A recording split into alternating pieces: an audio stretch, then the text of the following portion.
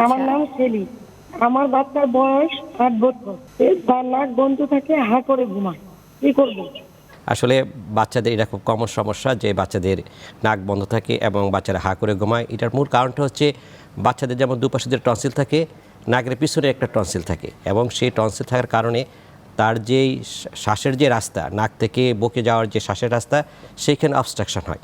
আর সেই কারণে সে হা করে ঘুমায়, শ্বাসটা নিচে চলতে নাক দিয়ে নামতে না পারার কারণে সে অল্টারনেটিভ রাস্তা হিসাবে মুখ দিয়ে শ্বাস নেওয়ার চেষ্টা করে এবং সেটা যে হা করে থাকে, রাতে ঘুমালে শব্দ হয়।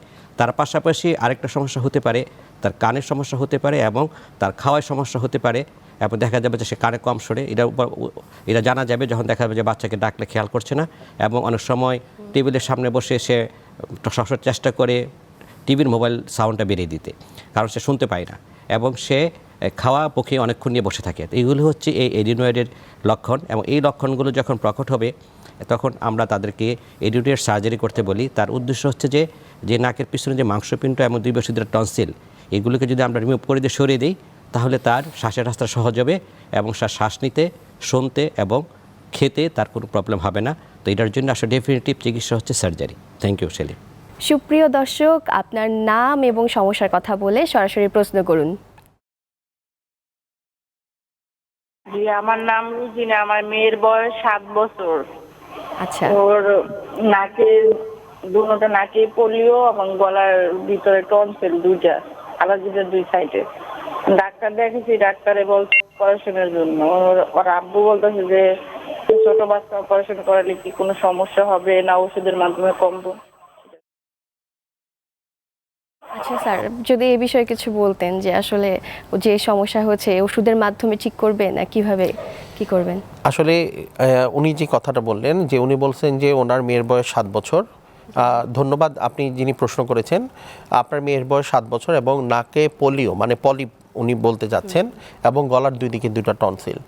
তো সাধারণত নাকের যে পলিপের কথা বলেন এটাকে আমরা ইনফিরিয়র টার্মিনেট, মেডিকেল টার্মে আমরা বলি এটা ইনফিরিয়র টার্মিনেট। যে শ্বাসনালী নেওয়ার জন্য নাকের মধ্যে 3টা টার্মিনেটস থাকে যেগুলো দিয়ে এটা হিউমিডিফিকেশন হয়। নিচের যেটা ইনফিরিয়র টার্মিনেট এটা একদম নাকের তুললেই দেখা যায় এবং লেমেন ভাষায় বা সাধারণভাবে সবাই এটাকে পলিপ বলে। তো অ্যাকচুয়ালি পলিপ এইগুলো ছাড়া অন্য কোনো মাংস যদি নাকের মধ্যে আসে অ্যালার্জির কারণে, ইনফেকশন কারণে ওটাকে পলিপ বলে। তো হয়তোবা ওনার মেয়ের নাকের মাংস দুটো একটু তুললেই বড় বড় দেখা যায়, এর জন্য উনি ভয় পাচ্ছেন। এবং গলার টনসিল যেটা উনি বললেন এটা হচ্ছে অ্যাসেসমেন্টের উপরে। আমি দেখব যে স্যার যেটা কিছুক্ষণ আগেই বললেন যে ওনার মেয়ের খেতে সমস্যা হচ্ছে কিনা, ঘুমানোর সময় হা করে ঘুমায় কিনা, মুখ দিয়ে লালা পড়ে কিনা, কানে ব্যথা হয় কিনা এবং মেয়ে রেসপন্সিভ কিনা।